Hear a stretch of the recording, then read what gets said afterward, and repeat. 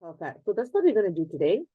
But in Sec 1, um, even like in secondary 1, we have this thing called the situational writing. Okay, situational writing. And where they will give you a situation and you're supposed to write an email. So that's what we're going to focus today. All right. So last week, Elliot, you weren't here with us. So what we did was a little bit challenging. We did a bit of editing. Am I right, Tammy? Do you remember? Yeah, we did editing.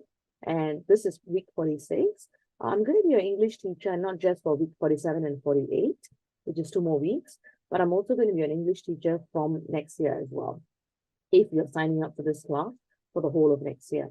So I'll be the one taking you through English every Tuesday. All right, let's move on. So today's focus is on situational writing, which is in paper 1, and it's worth 30 marks. Okay, so it's a lot of marks. So you want to sit up and listen and know what's happening with the situational writing.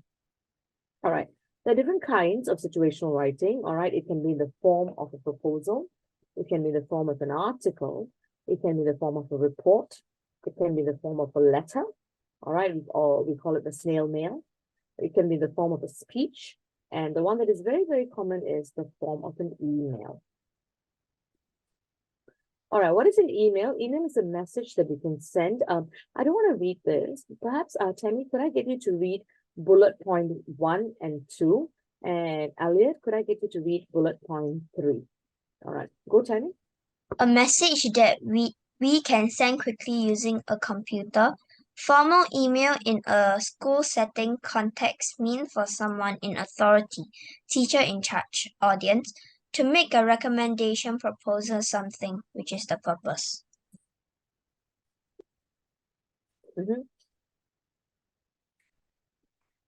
Thank you, Tammy. Elliot, could you read the last one? The context, circumstances of the situation, which depend on what the questions asked for. All right, thank you. Just give me a second. I'm going to duplicate, so I will can write on it. Let's disable. All righty, can you see that? Okay, so when I say context, this tells me about the situation. All right, the context is the situation. What is it? Are you writing a letter to the school? Are you writing a letter to the prime minister? Are you writing a letter to your friend? All right. Audience is the person who is receiving. The one receiving the email. In this case, for example, if it's a formal email, you're sending it to school and you're sending it to the teacher.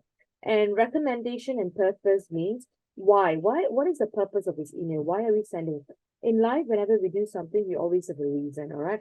We attend school because we want to learn, we want to become better, all right? And that's why we attend schools. We are writing this email because we want to let them know something, either to do something or to ask something, all right?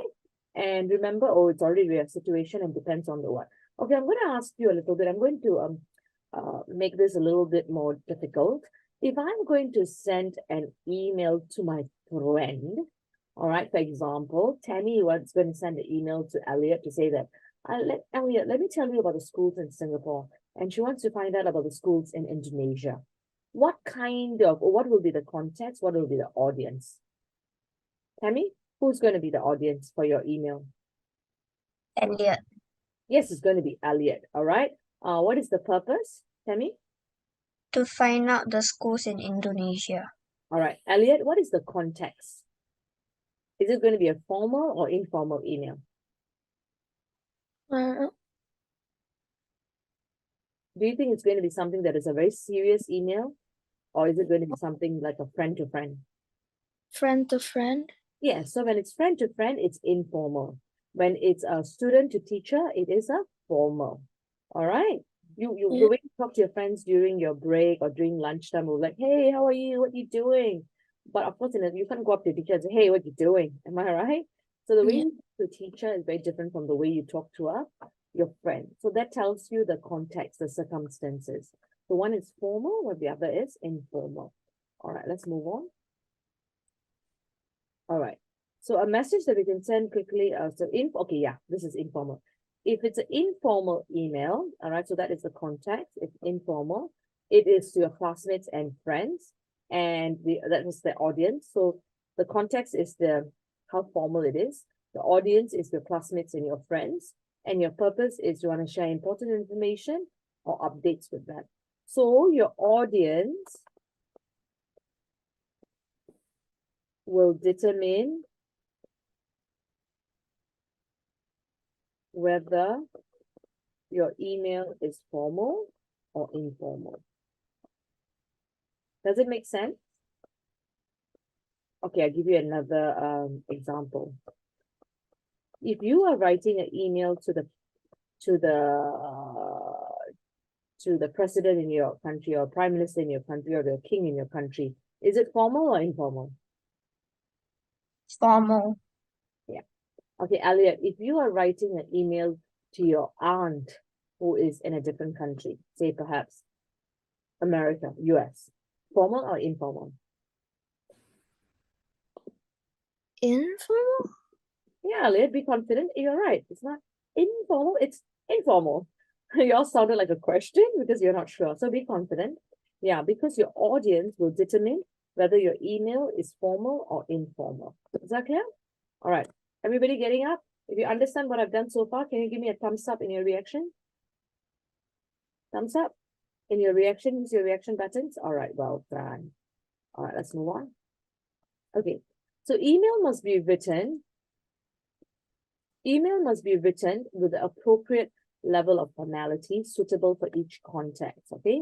So an informal context, you slightly at an informal tone, you can be a little bit more friendly, but if you're writing a formal email, of course, you have to be a little bit more serious, and that doesn't mean you need to be rude, you need to be polite and courteous, okay?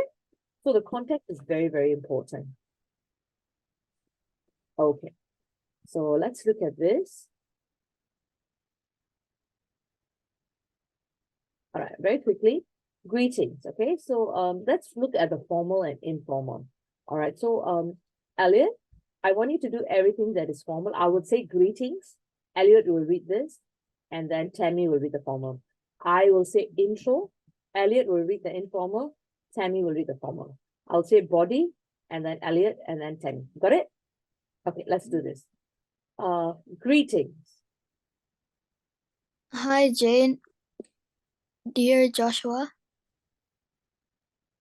Dear Sir, dear Principal Tan. All right, so do you see even in your greetings how different it is? One starts with hi, while the other starts with dear. Intro. It's been a while since we last met. It's been a while since we spoke.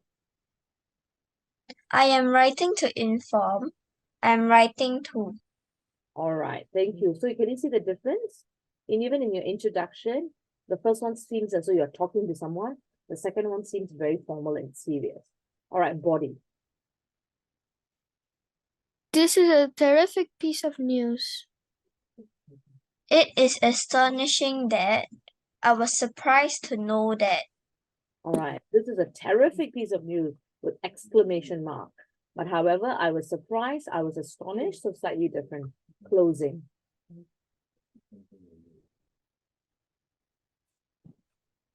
Elliot, go ahead.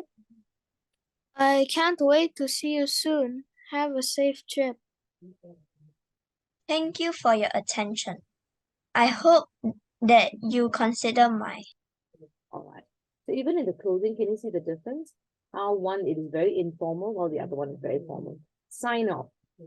Cheers. Love with warm regards. Yours faithfully, yours sincerely. Exactly. Okay, guys. As much as are y'all seeing differences between the formal and informal? All right. What are some differences you notice? Tammy, what are some differences you notice? The greetings are different. For informal, it started off with a hi, it's more of a friendlier tone. And for formal, the writer started with a very polite and courteous way. Well done. Elliot, do you notice any differences between these and these?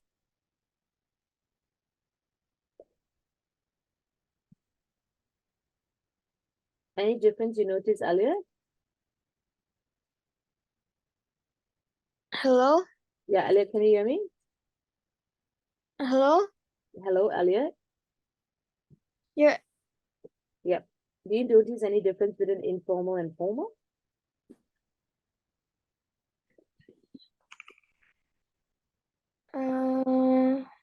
Look at the sign off.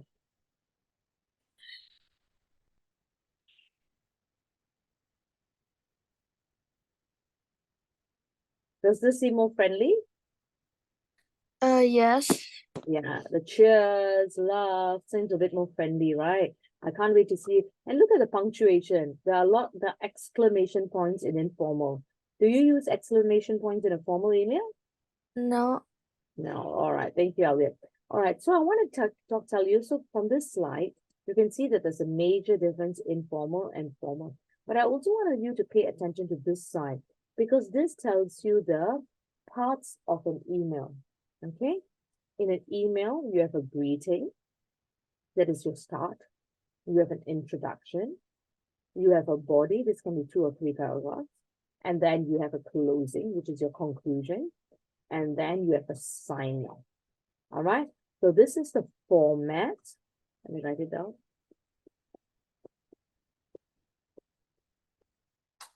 For a greeting, for an email. All right. This is how it normally starts. You always start with the email. You start with the intro. You have maybe 3 or 4 or a body. You have a closing, and then you have a sign off. So this is how an email is. So we're going to look at some of that later. All right. All right. Okay. Elliot, could you read this for me, dear? Teaching sample, an informal email. You are advised to write between 250 and 350 words for this section. You should look at the printout of a web page, study the information carefully, and plan your answer before beginning to write. Thank you. All right. So there's a few things that I want to highlight here. Number 1, you are writing 200 to, oh, sorry.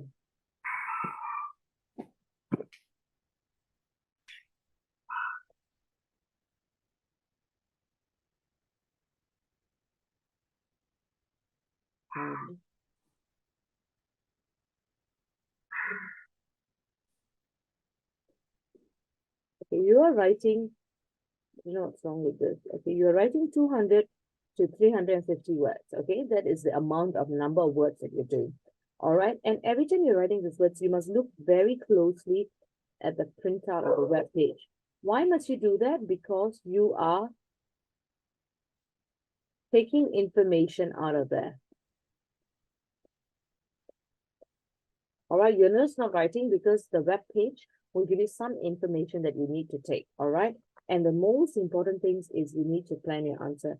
Tammy, I think I told you this before. Have you heard of this? If you fail to plan, you are, Tammy, say that? You are planning to fail. All right, I'm going to write this.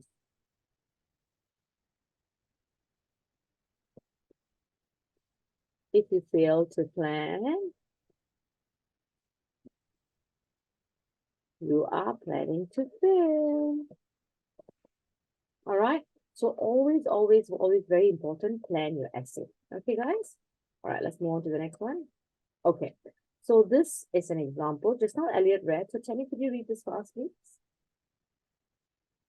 Your pen pal from Australia will be in Singapore on an overseas student exchange program for 3 months. She has always enjoyed learning new sports and being outdoors. After she found out that there are many sports clubs for youths in Singapore, she is interested to taking up some courses. She has seen this web page and is eager on signing up for the courses offered. Sorry. So you have your pen pal from Australia. So let's focus here for a little bit. Thank you, darling. You read very well. Pen pal from Australia. So who is this? This is your audience. Audience. For your contact. That is your audience. Thank you. This is your audience. All right. She is, she's from Australia and she's going to be on Singapore for an overseas exchange program. So where is she coming? She's coming to your country for 3 months. You are in Singapore. Your friend is in Australia. She's coming to visit. All right.